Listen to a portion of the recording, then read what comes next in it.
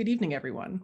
My name is Maddie, and on behalf of the Book Loft of German Village, I want to welcome you to this virtual event celebrating the release of The Fixer-Upper by Lauren Forsythe. Lauren is joined by author Lillie Vale. Please note that this event is pre-recorded. The Fixer-Upper is a funny and sharp romantic comedy. After spending years fixing everything around her, from her parents' marriage to her colleagues' work problems, Allie realizes she's been fixing her boyfriends too. So she decides to put her talents to good use and sets up the Fixer-Upper, an exclusive underground service for women who are tired of doing unpaid emotional labor. Before long, a high-profile Instagram star hires them to fix up her app developer boyfriend, who just so happens to be Allie's childhood best friend and first love. As Allie tackles her biggest fixer-upper yet, she'll have to come to terms with their complicated history and figure out how much to change someone she'd always thought was perfect as he is.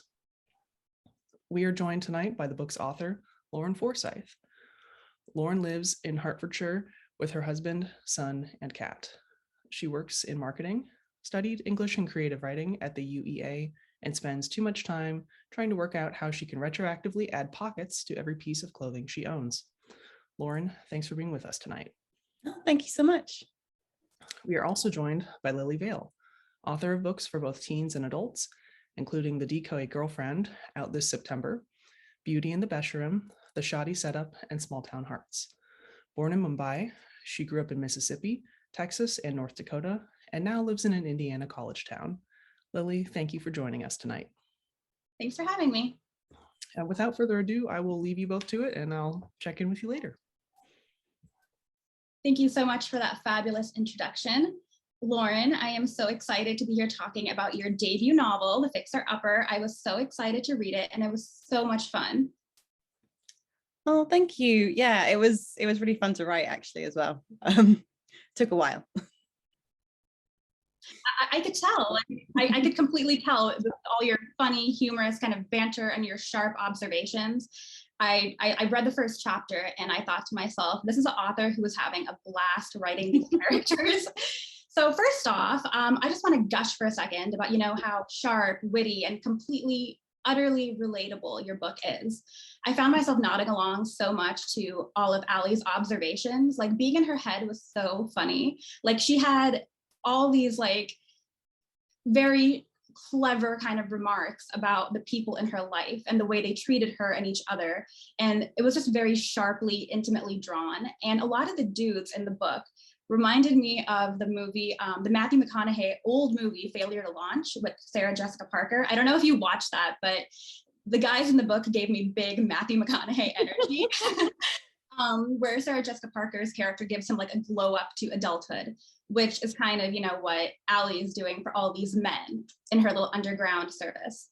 The first chapter had me completely howling with laughter, and I was also kind of cringing at the at the kind of embarrassing moment when Allie runs into one of her ex-boyfriends who has now grown up to be this new and improved version of himself.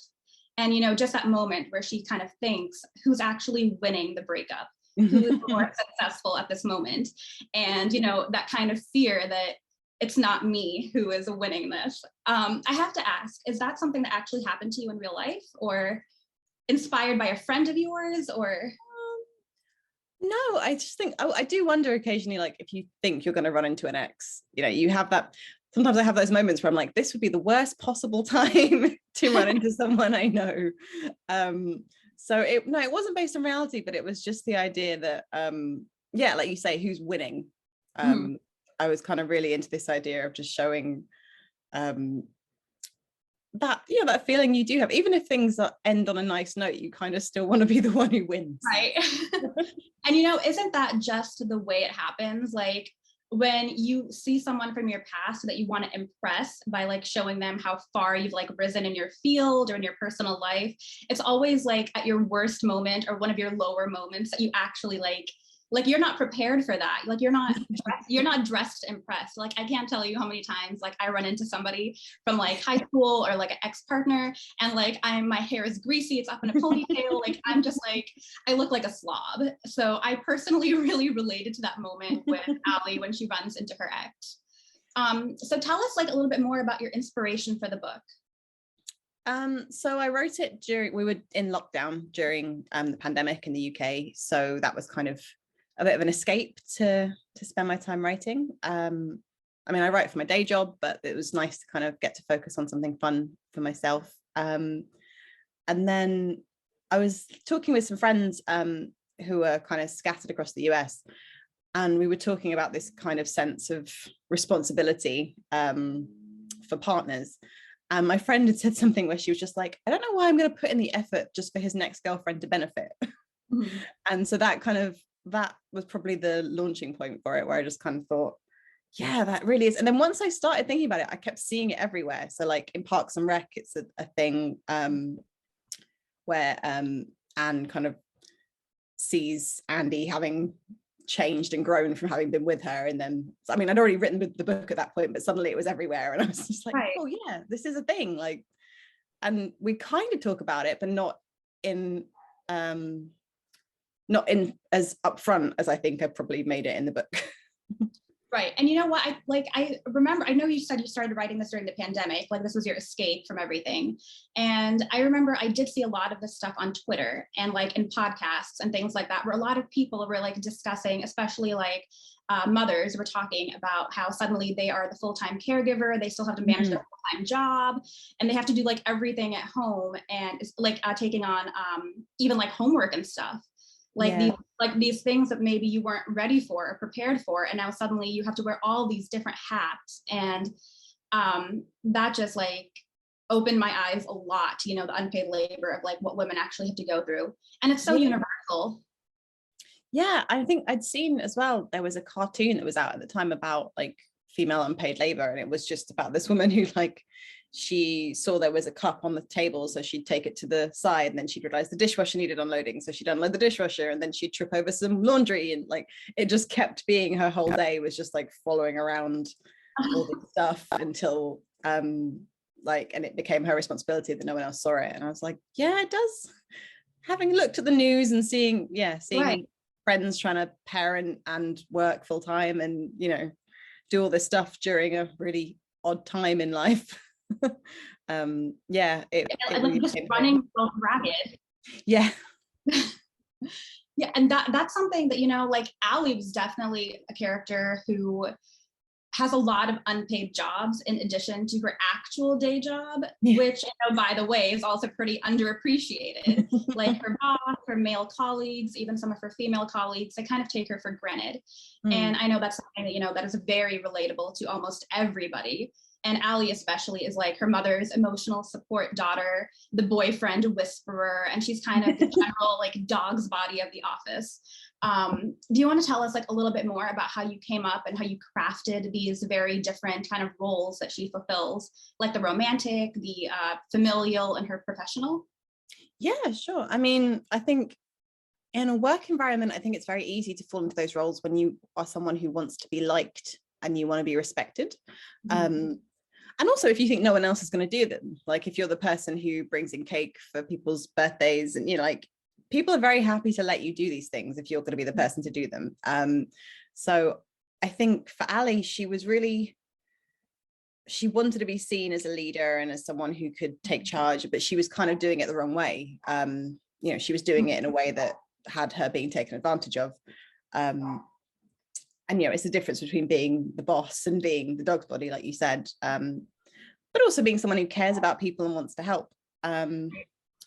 So there's that side. And then her mum's relationship with her, I think, was probably my favorite thing to write. It was kind of really complicated and quite difficult to kind of find that balance of, I know a lot of readers have said either they relate to that relationship or they really hated the mum, or, you know, like it brought out a lot of strong feelings. It was wonderfully complex, I thought. Oh, thank you.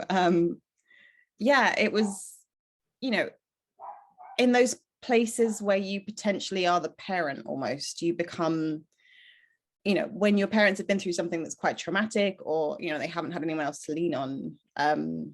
You know, she became in the middle of this breakup at quite a young age, you know, the person that her mother depends on, but also her father is in and out of their life, and to be kind of frustrated by her mum's choices in life and not feel that she can really say anything about them. So it's a very one-sided relationship. And I think there is something about growing up and realizing your parents are human that's quite painful. Perhaps, you know, you want them to have all the answers and you suddenly realize they don't.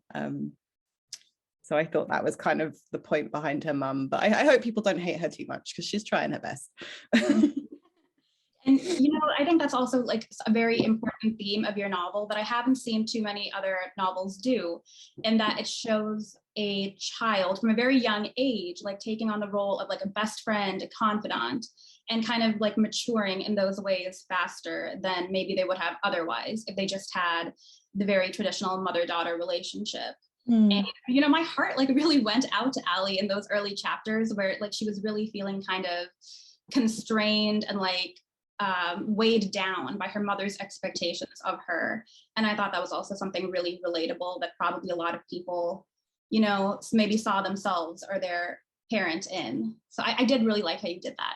Oh, thanks. Yeah, I think one of the things that stuck with me from that, which I think I put in there, was, you know, being the daughter, often girls get given a lot more of that familiar responsibility. So, I mean, she's an only child, so it doesn't really count. But there's a bit where she's, you know, her dad's dropped her off to go and buy a present for her mum that, you know, he hasn't bought her a present. So it's her responsibility. And I think that's kind of what happens in everything. It gets dropped.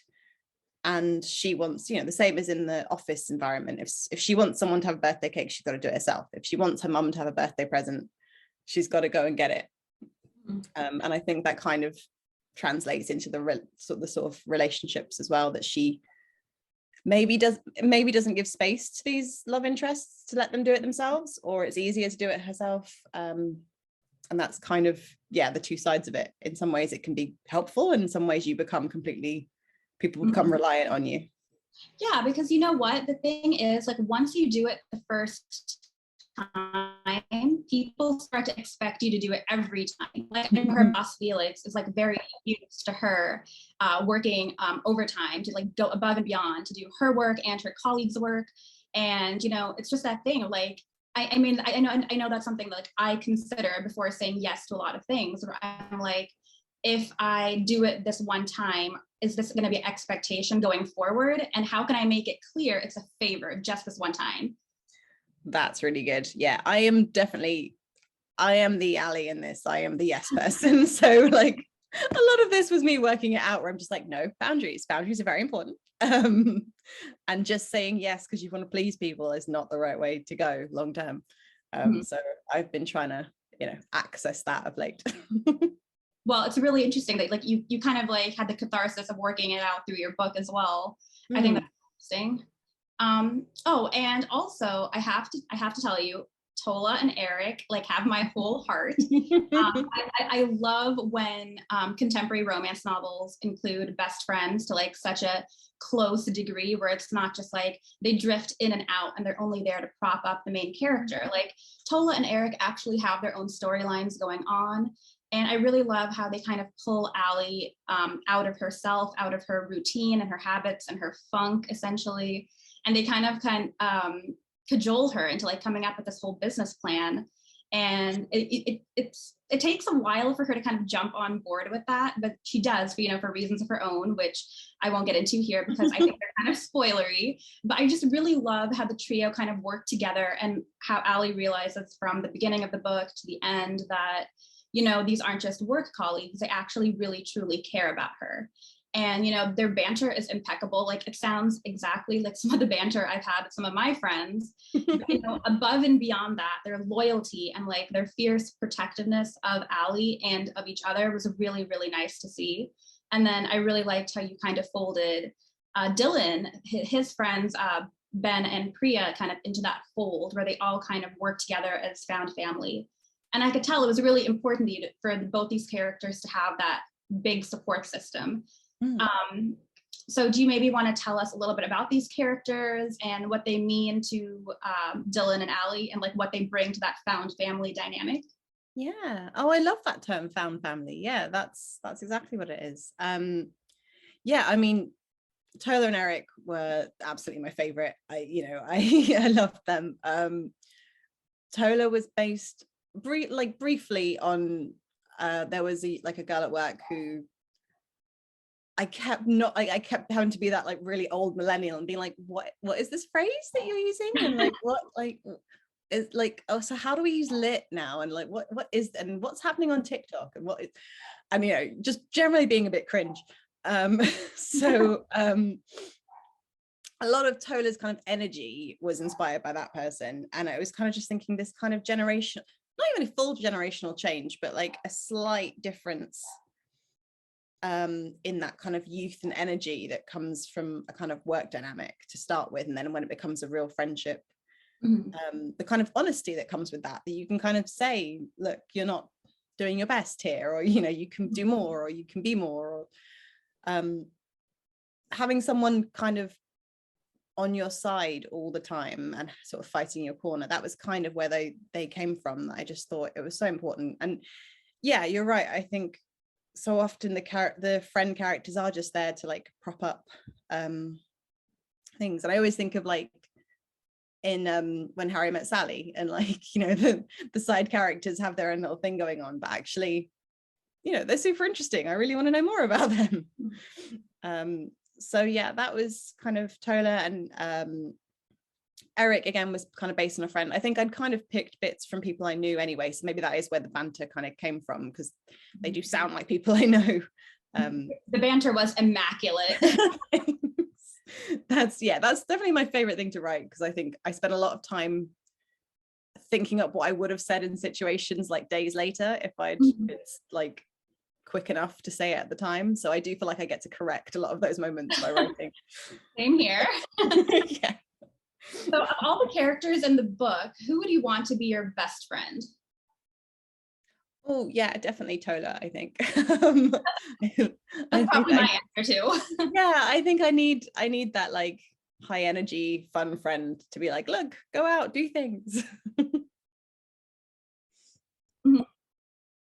Yeah, the support systems in your book are so great. And, you know, I really, really appreciated that, just because I feel like in adulthood, it's a lot harder to make, you know, fellow adult friends. Yeah. When you're no longer in school or college and you don't see people so much socially anymore. And I really like that through this book, like they got so much closer, and I just love that whole journey for them. And honestly, I know that like, you kind of had a little bit of an arc for Eric and Ben kind of playing out on the page that we don't quite know how that's going to end. So I would absolutely love to see a book with either Tola or Eric, preferably both. I mean, honestly, I would just love if both her besties got their own story. So if you did get a chance, what would their futures look like? Oh, that's, yeah. I mean, I feel like Tola needs to go have some big adventures off somewhere.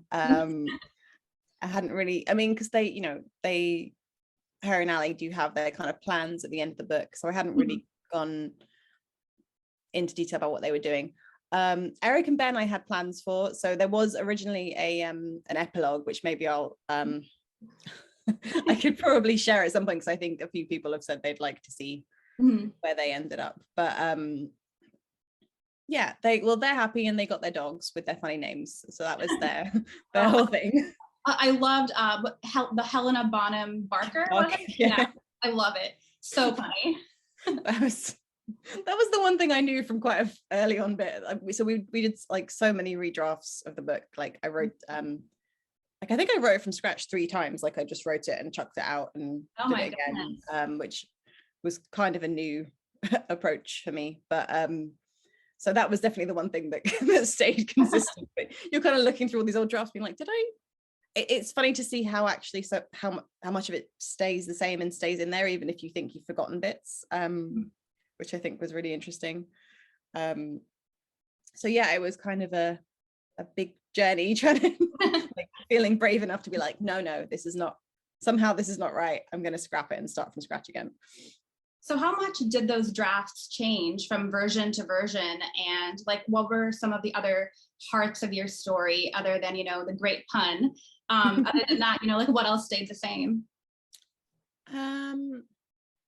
I mean, the heart of the story was the same. And I mean, I think there was some more like some more sort of instances of fixer-upper like activities and them doing more things with different people that we just didn't really have time to show to kind of keep the tension going.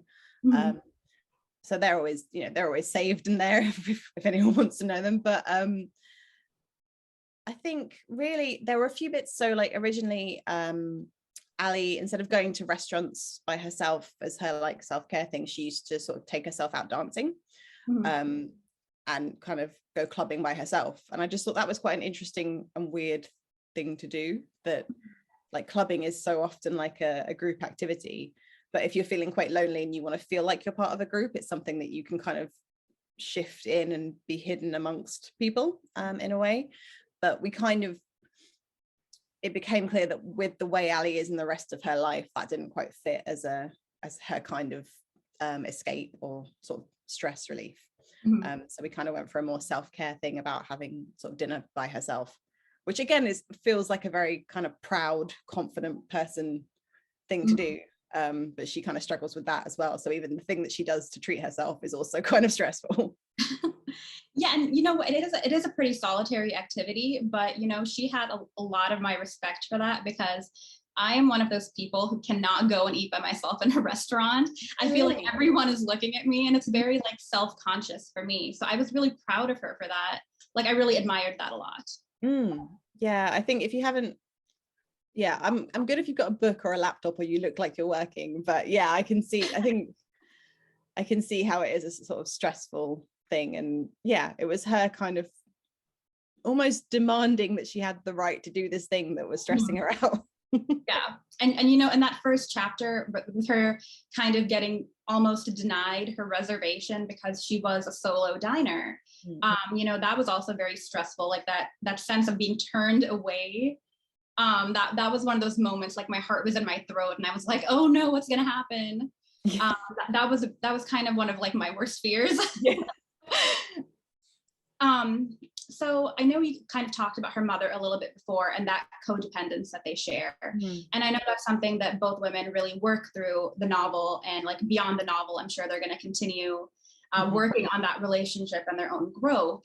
And, the theme of breaking toxic cycles and unlearning your bad habits, especially in like, her mother's case with her ex-husband, it kind of runs parallel for both mother and daughter. Was this a theme that you knew going in, or did it kind of emerge as you were writing them? I mean, I think I knew they both needed to change. But yeah, you're right. I mean, toxic cycles is such a good way to put it. I think, I think both of them definitely knew they needed to change. And I think it's that frustration of watching someone you love make the same mistakes over and over again that is, I find it very frustrating. So I kind of put that in there. When you really just want someone to be not even their best self, but just their like happiest self. You don't even have to be reaching your potential or doing any of that good stuff. You just got to get rid of the rubbish. So I think it did kind of emerge, and yeah, it came even with Ben kind of seeing it with Dylan as a best friend. He's kind of like this pattern of dating women who don't really understand you, and then trying to continually impress them, even though they don't really know what you're about, and you're kind of pretending to be someone else for them in these relationships. So that kind of, I think you're right, it does kind of reflect in a whole bunch of different ways throughout the book. And now on to the star of the show, the love interest, Dylan. What another theme that I really loved, and one that I think is, really universal to readers, is having the courage to very boldly go after what you want and believe in yourself, even when it's really scary. Which, let's be honest, like love, career, like all these like big important things, they are usually a huge like leap of faith.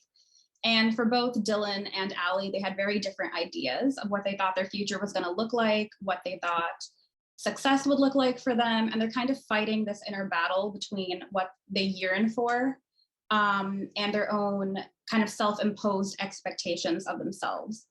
And I know like Dylan has a lot of strong feelings about, social media and his influencer girlfriend. And he's kind of battling between what he wants, what she wants him to be, what he wants to be for her. And, that was a theme that really particularly struck me, the idea of outgrowing certain goals when they no longer work for you. And maybe like they're just not even that they're no longer working for you, but that they're actively holding you back. And so tell us a little bit more about like Dylan and Allie and what they feel could be like authentic things that could add true value to their life, and like why they need to learn this lesson throughout the book in order to be really happy.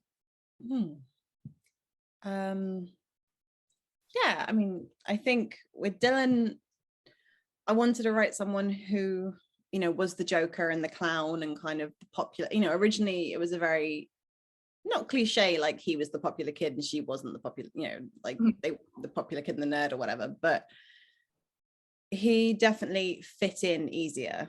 Some people are very good at becoming sort of, I think I put social chameleons, they're very good at finding their way through things and kind of just being accepted. And they know it's, it's kind of like when I think my parents do this a lot, like you go abroad and you accidentally start speaking in the accent of the people that you're speaking to, it's kind of like you just, how to sort of navigate that. And that's kind of Dylan, and it looks effortless on the outside. So I think people kind of think, oh, there's that person who always fits in and always feels like they're part of it. But it's a very lonely way to be, because you never feel like you're being accepted for who you are. So for him, that's kind of like the same way Ali can't help but help people and get involved. That's his thing. He can't help but almost hide who he is and try and fit in and try and be who people want him to be. And that's how he feels sort of validated. So for him, I don't think he really had huge aspirations, because he never really took the time to figure out who he was. But the one thing he could depend on was Ali as his friend, who did look at him and did know who he was, and he didn't really have to think about it. And I'm a sucker for that. Like, I love a good sort of childhood best friend vibe. So with Ali, I think she kind of got it, that he was trying to fit in, and she kind of saw that there was effort there, but it's also, maybe a little bit of jealousy that it looks easy for him to kind of skate through life and not be bothered by stuff.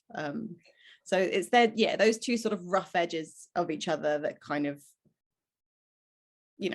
push them apart when they're younger and kind of keep them being frustrated as they're older and come back into contact with each other.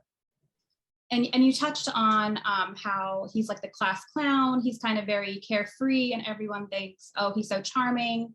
It comes so easy for him. But actually, like, what we see is it's quite a bit of hard work, really, for him to kind of keep up this, I don't know, would you call it a facade?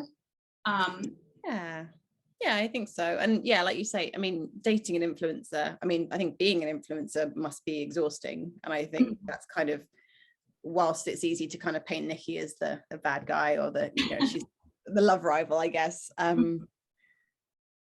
It just struck me that it must be very, very hard to be someone who's, has to share the entirety of their life and try and make it interesting and always be relevant and always be, have an opinion on everything. That must be exhausting. So I think, and I think, like, to a certain extent, we also feel that way as authors, in the sense of like our own brand, for example. Like, we kind of curate ourselves for the internet in a way that best reflects us and our work, and like we have to kind of be a little bit conscientious about like what we share about ourselves as well, in terms of boundaries. And I know his girlfriend does not seem to have very many boundaries, which is something that he definitely struggles with in the book. And I did appreciate, that I was waiting for her to be this kind of caricaturized villain, the way that, girlfriends often do appear on the page. And I was very glad that did not happen. I was very pleased with how like complex you made her as well. Like, I don't feel like there was any judgment from, the book, or even necessarily the characters, and acknowledging that, oh, this is not necessarily a bad person. It's just someone whose wants and goals from life are very different to ours. And, there's nothing wrong with that. And I really appreciated that it's like there was that nuance to the situation where she wasn't just like the wicked girlfriend in this situation. So was that important to you to include? Yeah, definitely. And I think, it's always hard when you write a book where, the love interest is in a relationship. You know, there's a big, you know, I hate cheating and all that, and I often won't read a book where cheating is a thing, and it's not in the book, but it's when you have feelings for someone who's with someone else, it's kind of complex. I think for me, Nikki she's become so much part of that world, and it's kind of influenced her as well as her influencing it, that her manipulations become more and more desperate. But that's the same thing Ali does. Ali is a manipulator. She doesn't mean to be, but that is what she is. And she's doing it for a good reason a lot of the time, but that's kind of her superpower.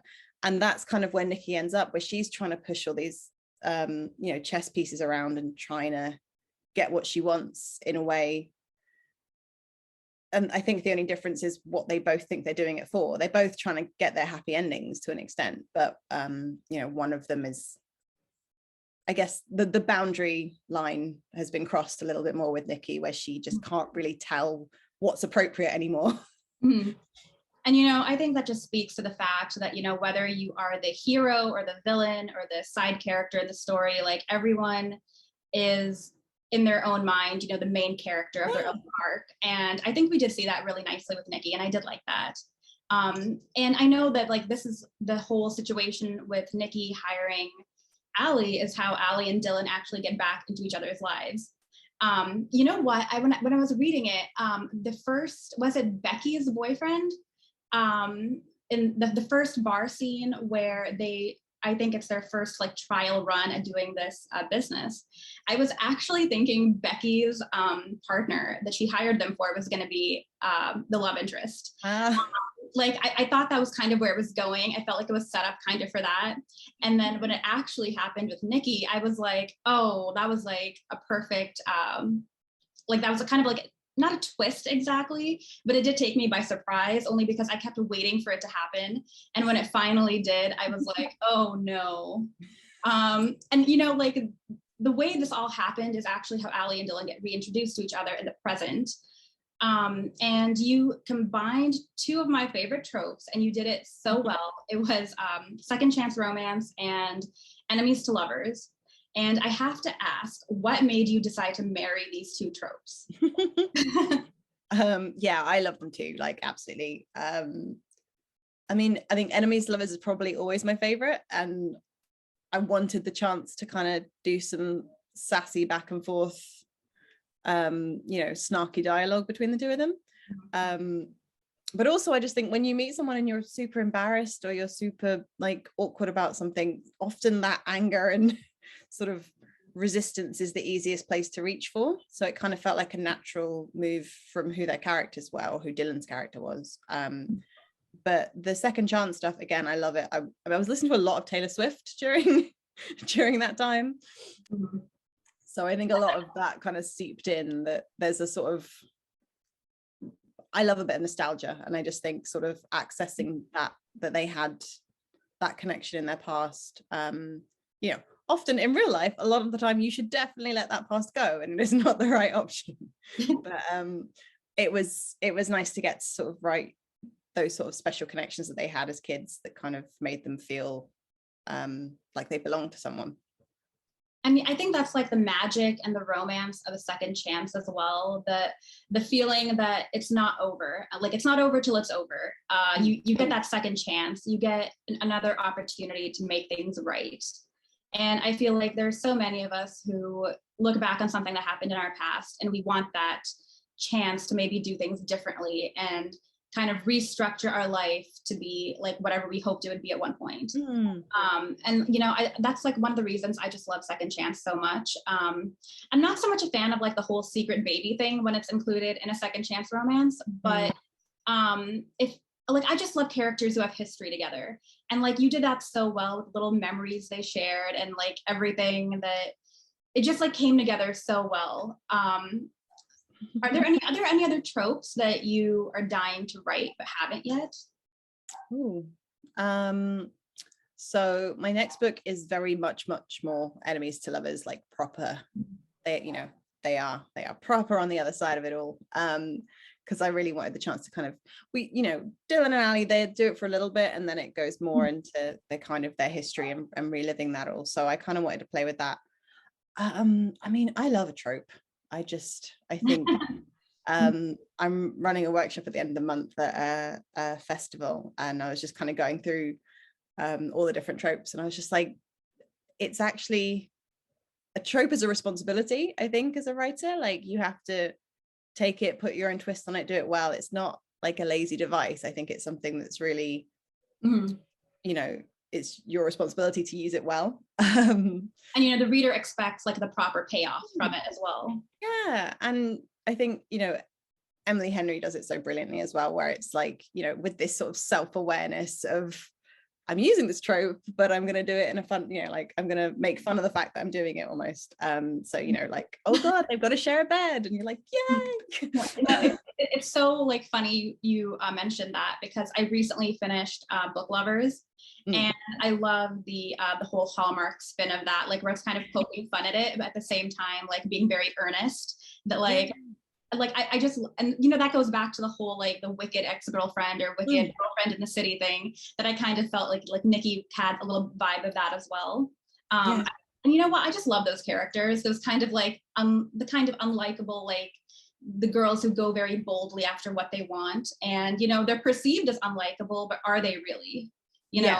I think, I so agree. I think that it drives me mad, because why should likability be the first thing about a female character? If anything, it's the last thing I'm interested in. I kind of want characters who are bold and brave and ambitious, gutsy, and I mean, I wonder how well Tola would do in her own book, really, because she is like, you know, she is likable, but yes, she is. And you know what, you should write it and find out. Okay. So do you have a favorite scene in the book? Oh, well, let me ask it two ways. Do you have a favorite scene to write, and as a reader, what was your favorite scene to read? Oh, okay. Well, the one that I'd say favorite, it needed to happen, was like sort of writing the glamping stuff at the end, where they all go glamping, and they're sort of sitting in the hot tub and kind of having this moment where they're kind of having it all out. And I think that was, I knew I needed to write that scene. I saw that very, very clearly in my head, how they were going to kind of interact, and those kind of moments of closeness that skirted on the edge of being appropriate in their relationship. So I enjoyed that, because it was a bit of a challenge. And then I think I love the stuff about the sort of 5 things, and anything to do with their sort of memories as children. I really enjoy, just because I love a bit of nostalgia. Same here. And in my adult debut, The Shoddy Setup, the main character is actually in a relationship with another guy, not the love interest, for about 40% of the book. And, you know, it was very important that it not cross any kind of physical boundaries, while with the new love interest, actually the guy from her past, while she's dating somebody else. Like, that was very important. Like, cheating is not something I like to read about, and many readers also don't, like, rightfully so. And but that is a hard balance to have when you do like a second chance romance, where the feelings for someone in your past are as strong or even stronger to someone who's you're currently with. And, you know, it's such a fine line. And like, you did such a great job writing Dylan and Allie and the history that they share without really crossing into anything unforgivable. So like, was that hard for you to balance the nostalgia with all their present day? And I know they tried to hide it a little bit with like their hostility, but like, was that hard for you, or did that come really easy because you love the enemies to lovers? Yeah, I mean, I think now, sort of seeing reviews and seeing how strongly people feel about that kind of, like you say, that cheating kind of thing, I'm more aware of it now than I was at the time, which I think is good, because actually I probably would have panicked while I was trying to write it. I think it's controversial. Yeah, and I think when you're right, like, and you may feel the same, like when you know who the love interest is, you know who you want them to end up with, and who the right person for them is. But like, balancing the fact that if they're in the wrong relationship, you kind of still have to make them have a reason to be in it. There has to be some cute moments between the person they're already with, or otherwise you spend the whole time going, well, I see this, why can't you see this? This is really frustrating. Right. And well, one of the frustrations with that is, you have to do enough that the reader buys why they're with this other person. But, at the same time, like, you don't want it to be too much that it's like, oh, it's a love triangle. Who is she going to pick? Like, no, that's not where we're going with that. But, that's just one of those things where, like, what the writer intends is not necessarily what the reader perceives. And you know what, like, to kind of answer my own question a little bit, I have to say, Tola and Eric, they stole the scenes for me, like, whenever they showed up. But, my favorite scene is actually the one with Allie and Dylan, where they are in the train coming back from the tech conference. I forget the name of it. Was it Tech X? Yeah. And there's this really sweet moment where, her phone like runs out of charge, and he kind of silently gives her the other half of his earbud, and they listen to this music, and it's just this very quiet moment. And I think that she thinks something along the lines of, oh, this is how it could have been all along, like this warm, cozy moment, like she wants to stay cocooned in it forever. And I think that was such a beautiful moment where the past nostalgia and the friendship and like all those childhood memories that you did so well, like it really intersected with their present so beautifully. Like it's my favorite scene. I highlighted a lot of those. I think I highlighted like almost the entirety of that scene because I loved it so much, and I reread it after, and like it's gonna live rent free in my mind. Oh, let me put it that way. That's like the greatest compliment a writer can get. So thank you. Yeah, with that, actually, that really stuck with me because I was thinking about how technology is almost like taking away some of these things that we would have had, like you used to have an earbud each when you listening to a CD player or whatever, and like gradually as technology gets better, we don't really do that anymore. So that was kind of the thought process was behind that, was just like, oh, how would you how do you feel that connection with people? It's something you used to do all the time, that you as a teenager on school trips and stuff, we would like listen to one earbud each and things, and I was just trying to figure out, are the next lot gonna have that, or is it gonna be that technology has solved all these problems and actually we're all by ourselves in our own little pods, and like we have implants and things now. Like I am a huge sucker for those like sharing of the earbud moment in books and TV. But in actuality, when I was like in high school and college, like I would never do it. I was always terrified of like seeing someone else's earwax on it. Yeah. like is that a normal fear, or I don't know. I think so. Like a weirdo. It just shows you how much like the reality has to be suspended though for like these fictional moments. Yeah, absolutely. So do you have a fan cast for Dylan and Allie? Like, what celebrity could you see playing them in a movie? Oh, I'm really terrible at this. I'm sorry. It's always this question that I'm terrified of because I'm just so, you know what it is? It's because actors play people at different ages and it just kind of throws me. So, I mean, at the time, I think in my head, kind of Dylan was sort of a Theo James kind of. Oh my goodness. No, okay. So when I was reading, that was the exact same person I was thinking of. Really? And yes. And you know what? Like, I'm kind of like internally freaking out that you said that. Because like when you mentioned he was tan and he had brown hair, like Theo was the first person I thought of. And like I didn't know whether it was like genuinely that's who my mind first went to, or just because I finished the second season of Sanditon like a couple of days ago, and I feel like his face is in my head now. But like I don't know, he just seems like Dylan to me. Allie was a lot harder. I kind of had Alexandra Daddario in mind for that. Oh, I do love her. Yeah, she's gorgeous, and like for some reason I thought of her, but like I don't know, Allie was a lot harder. Yeah, I struggled. I did spend a lot of time as well, because I always feel like this question is the one that people ask and are really interested to know. So I like spent ages like looking up like 30-year-old dark-haired actresses and going through Pinterest. But you know what? If it was a movie, the actress I could see playing her really well, like a younger version of the actress would be Nia Vardalos. Oh yeah. She was in My Life in Ruins, which is one of my favorite movies ever. I love that movie, and no one seems to have seen it. Oh my goodness, like same here. Like I feel like I could talk about this movie forever. I watch it like twice a year at least, and I watch it with my mom. It's like one of our little rituals that we do. So I really like, I feel like Mia could really pull that role off. Yeah, no, I like, and I think because we did kind of, I mean, I don't think her Greek heritage is like huge in the book, but it is there kind of subtly. So yeah, I was really pleased to bring that in. Yeah, I love like I love the casual way you kind of sprinkle that in, because certainly the books I write where the characters do happen to be Indian American, it's not usually a focus of the story. My debut it was, but going forward, I feel like, you know, I don't want to perform what it looks like to be a certain ethnicity, a certain culture, because I feel like when that happens, you kind of overplay your hand a little bit, in the sense that you're trying to like fulfill this expectation that other people have of you, which might not necessarily be how you personally feel or how you personally live your life.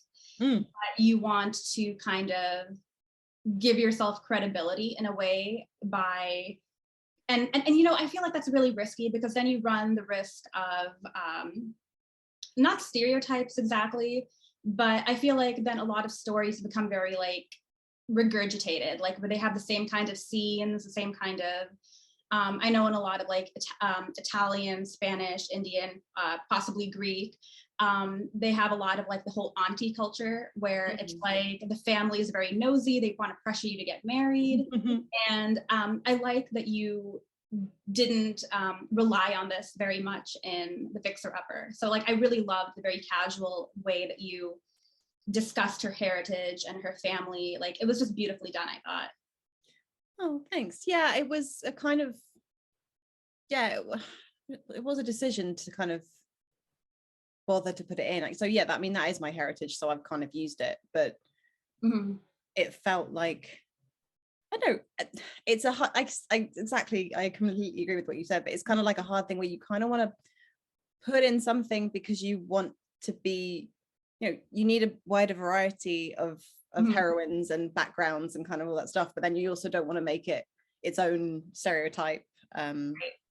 So yeah, it was a kind of balancing act, but it's been nice to see people kind of, I think a few reviewers who are Greek have been like, oh, I haven't seen this before, this is great. So that was really nice. I love the moment where the grandmother like pulls the chair in the front lawn. That was very like I went to Greece a few years ago, and that is definitely like very true to things I saw there as well. And just like, you know, Europe in general, where it's that very like outdoor people watching culture, and it can be kind of disconcerting at first. Like very charming, picturesque cobblestone streets, and then there's just like whole cafes of people watching you go, and you know, it can be a little bit, you know, disconcerting, but and I just love that like little touch. All the little touchstones to her Greek heritage, like I love that. And I especially love, you know, that step of moving away from, you know, the culture being the be all and end all of a character. Like it's just part of who they are, it's not the entirety of who they are. Yes, let's do more of this. So I think we are just about out of time, it looks like. So I just have a couple more questions for you. If you have one message you want a reader to take away from your book, what would it be? Oh, well, I think I seem to keep writing the same message. I'm writing the same message in this new one. So I think there is power in being vulnerable, and that like, that's what I want. That's what my characters are constantly looking for, is just taking a chance and being vulnerable. So yeah, hopefully others can take that away as well. And that's an important one, definitely. You know, especially because I know personally for myself, it's really hard sometimes to be that vulnerable with people, especially like I couldn't imagine with like Dylan and Allie, who met 15 years after their miscommunication. I just couldn't imagine, you know, like right upon meeting somebody new, basically telling them, oh, I'm still hurt about what happened. Like, I can't like, how do you say that to somebody? Like, how are you so achingly honest about how you feel and how they hurt you? Because like all of that would imply they're still in your mind and you're not over it. You're still thinking about them. And like, that can be kind of like embarrassing, especially if the other person is like, what are you talking about? Like, I'm over it. Like I It's feel that power thing again. worst fear. Yeah. Like you don't want to put yourself at someone's mercy that way.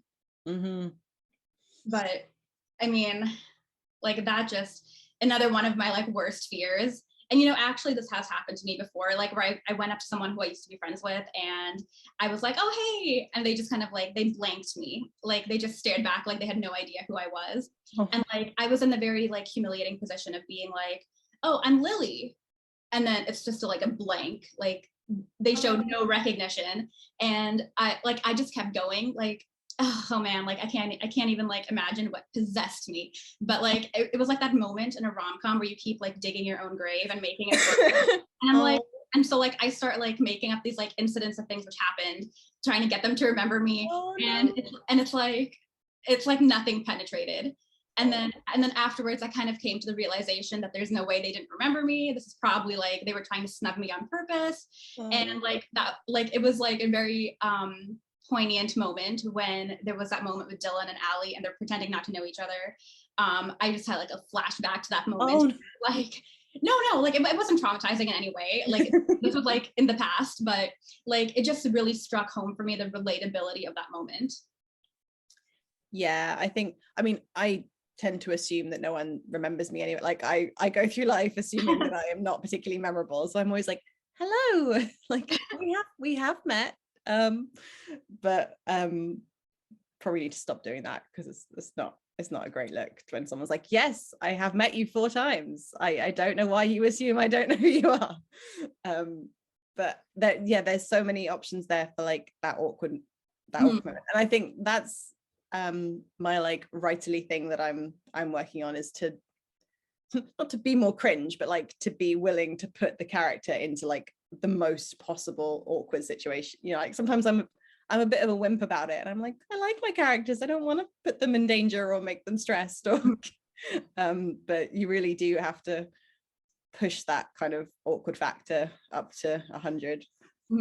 It's like, I love my main character, but also I want to do really bad things to them and hurt them and make them go through the worst moment of their life because, you know, I need this story to continue for 300 pages.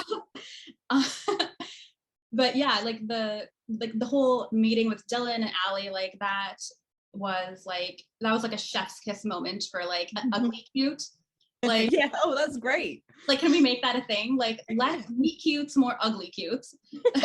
Love that.